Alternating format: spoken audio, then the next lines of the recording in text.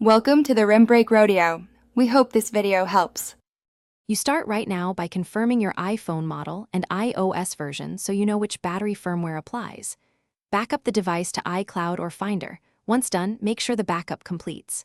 Charge to over 20% or plug in a light. This prevents shutdown during diagnostics. Gather tools, a pentalobe screwdriver and a spudger. These first steps avoid data loss and allow safe disassembly. Do not proceed until backup and charge are verified. Once done with prep, check settings battery health and read the unverified message. Note any serial mismatch. Power the iPhone fully off.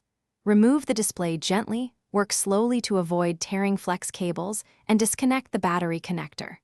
Document connector positions with clear photos. This helps if connectors look similar.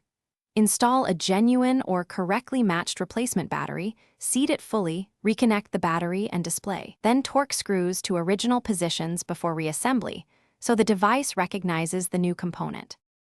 After reassembly, boot the iPhone and check battery health. A correct install and calibration should show verified status. To calibrate, charge uninterrupted to 100%, then use the phone until it shuts down and recharge to 100% again. This helps the system measure capacity accurately.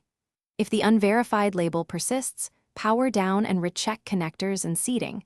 Once connectors are confirmed, consider reflash options if you have tools, or take it to Apple-authorized service. This single troubleshooting step resolves most recognition errors. Thanks for watching.